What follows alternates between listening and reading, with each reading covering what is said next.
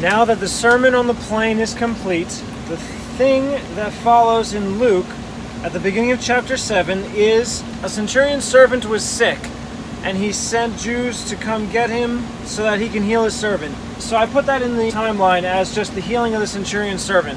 Now, looking back at all the different events that came from Matthew 5 to 9, Mark 2 to 5:20, and Luke 5 to 8:39, we pretty much went through everything in Matthew.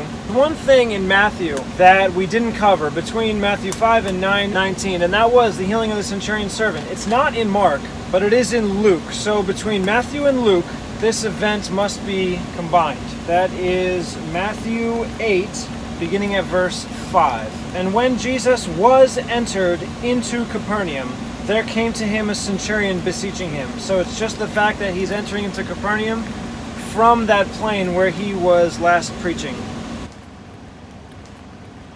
Entered into Capernaum. So entering Capernaum is both. Matthew continues, there came to him a centurion beseeching him. Luke says, and a certain centurion's servant who was dear to him was sick and ready to die, and when he heard of Jesus, he sent to him the elders of the Jews, beseeching him that he would come and heal his servant. And when they came to Jesus, they besought him. So Matthew just goes straight to a centurion beseeching him. Alright, there is a little bit of an issue, obviously, as you could see.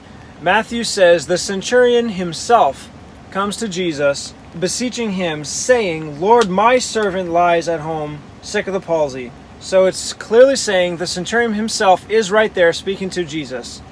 Luke, however, says the centurion's servant is sick, and he sends elders of the Jews beseeching him, and they besought him instantly, saying he was worthy of whom he should do this, for he loves our nation. Okay, when Abraham sent his own servant to go find a wife for Isaac, the servant had full authority to speak on behalf of Abraham. So it was as if anyone that he spoke to was speaking directly to Abraham, because his envoy had full authority, like a power of attorney nowadays. So that's the only way I can understand this, because you can't have the centurion there asking Jesus, and also the centurion sending the elders of the Jews asking. It's like an agency. He's sending someone else as his agent, and that agent is speaking on his behalf.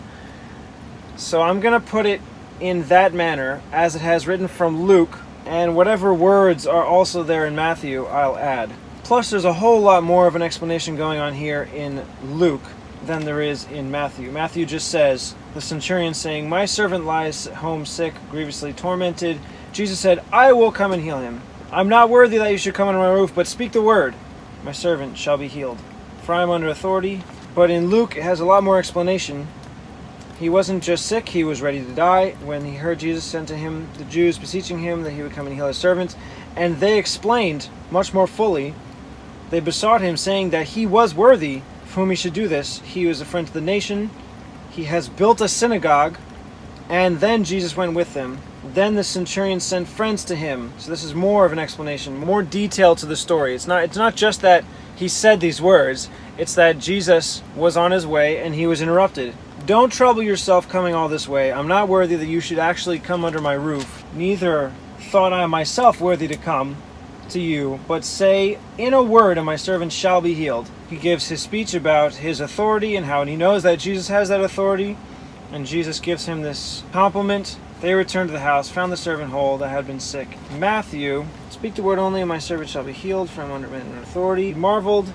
And then Jesus gives a longer speech than what it says in Luke. It says Jesus said to the centurion, but he could have said that through the centurion's envoy, saying to the envoy says to the centurion, therefore Jesus did say to the centurion, go your way as you have believed, so be it done to you. And the servant was healed in the selfsame hour. And then it goes on to explain how Jesus healed Peter's wife's mother, but that was covered a long time ago. So it's just these verses in Matthew 8, verse 5 to 13, and in Luke it's chapter 7, verse 1 through 10. Alright, so he entered into Capernaum, and a certain centurion's servant who was dear to him the centurion, was sick and ready to die. Whereas Matthew says, there came to him a centurion, beseeching him, saying, my servant lies at home sick of palsy. I think I'm pretty much just going to go exactly how it's recorded in Luke, as I said earlier, and just say that there are some words that are similar with Matthew. He entered Capernaum, so it doesn't mention the name of Jesus at all. Jesus was entered into Capernaum.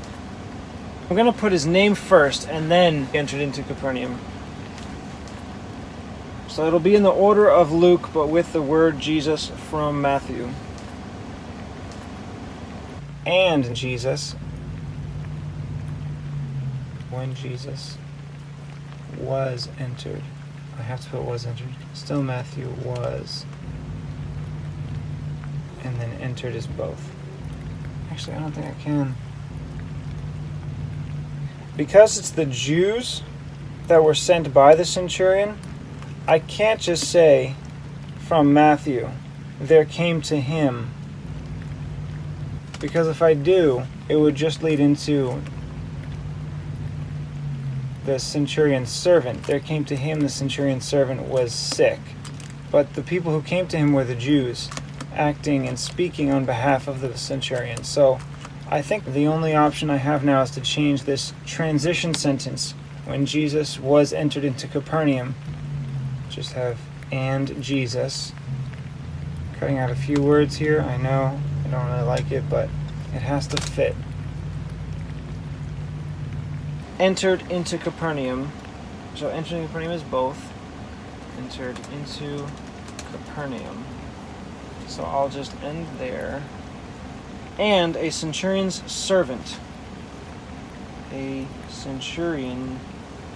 So a centurion is both. And is Luke only.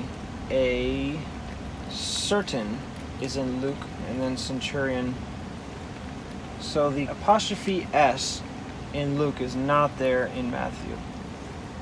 Centurions. So I'll change that to yellow.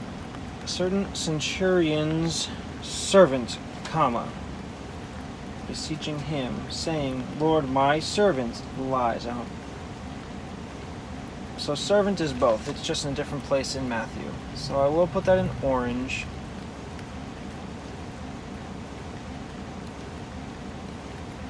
And then this extra added explanation in Luke, who was dear to him was sick and ready to die.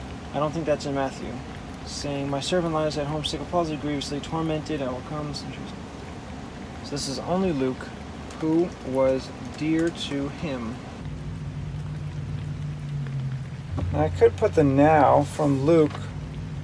Yeah, I can do that. Use the now from the beginning. Now a certain centurion's servant who was dear to him was sick and ready to die.